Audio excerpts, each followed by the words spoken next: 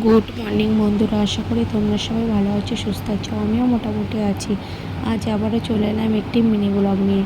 তো এই ভিডিওটি 13 তারিখ শনিবারের ভিডিও। তার মধ্যে আমি একদমই সময় করে উঠতে পারিনি ভিডিও এডিট করতে। তো যাই হোক, সকালবেলা ঘুম থেকে উঠে ফ্রেশ হয়ে ডাল আলু সেদ্ধ ভাত করে তখন 8টা মতো বাজে বেরিয়ে পড়লাম আমার বাবাকে নিয়ে ডক্টর দেখানোর উদ্দেশ্যে।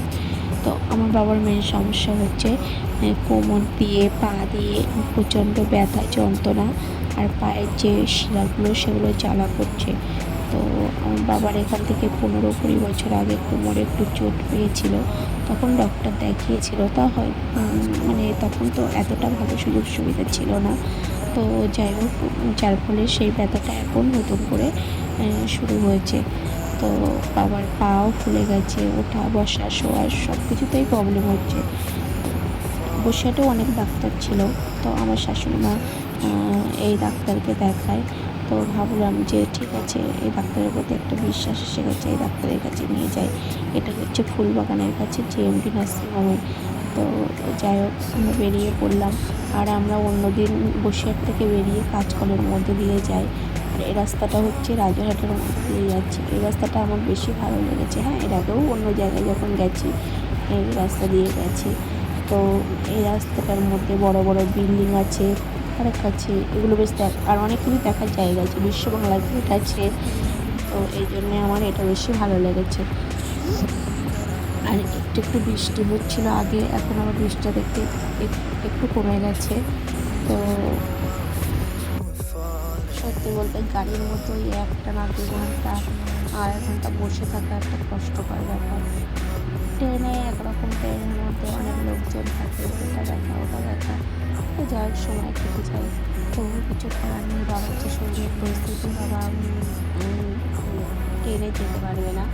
আর আমার শাশুড়ি মারও ইচ্ছে করে দিচ্ছিল, শাশুড়ি মা তো পারবেই না ট্রেনে, এতটা অসুস্থ হয়ে গেছে, যার ফলে আমাদের গাড়ি করেই যেতে হলো। আর এই বিল্ডিংগুলো দেখো বন্ধুরা, মানে আমার এত ভালো লাগছিল, কি বলবো তোমাদের। আমার বেশ ভালোই লাগে এই কলকাতার বড় বড় বিল্ডিংগুলো দেখতে। আর স্বস্তিককে নিয়ে গেছিলাম। স্বস্তিককে আগের দিন শাশুড়ি মাকে নিয়ে যখন গেছিলাম, স্বস্তিককে মামার বাড়িতে রেখে গেছিলাম, কিন্তু ওই দিন স্বস্তিককে নিয়ে গেছিলাম, ও বায়না করছিল যাওয়ার জন্যে।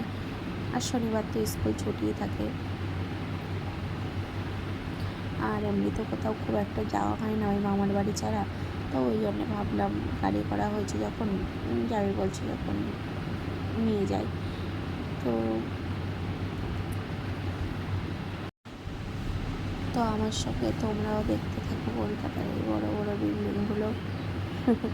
আমার কথা শুনে হয়তো তোমাদের একটু বোকা বোকা মনে হবে, আবার নিজেকে একটু ক্যামেরা বন্দি করে নিলাম। ডাক্তারখানায় পৌঁছে গেছি। এই যে আমরা ওয়েটিং রুমে বসে আছি। তারপরে ওই ডাক্তারখানার পাশে একটা মন্দির আছে, হনুমানজি মন্দির। তো সেখানে দেখো বন্ধুরা কতটা ভিড়।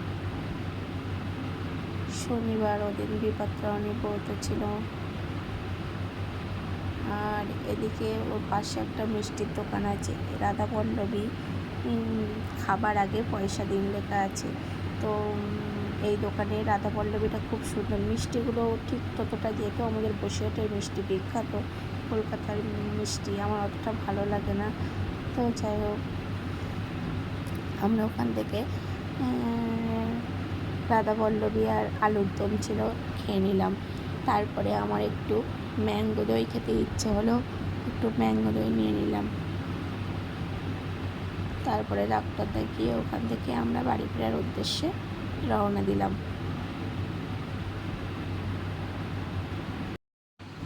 তো আজকের ভিডিওটা এই পর্যন্তই বন্ধুরা। যদি তোমাদের কিছু ভালো লেগে থাকে অবশ্যই লাইক কমেন্ট শেয়ার করো, সাবস্ক্রাইব করো। তোমরা সবাই ভালো থেকো, সুস্থ থেকো, আমার পাশে থেকো।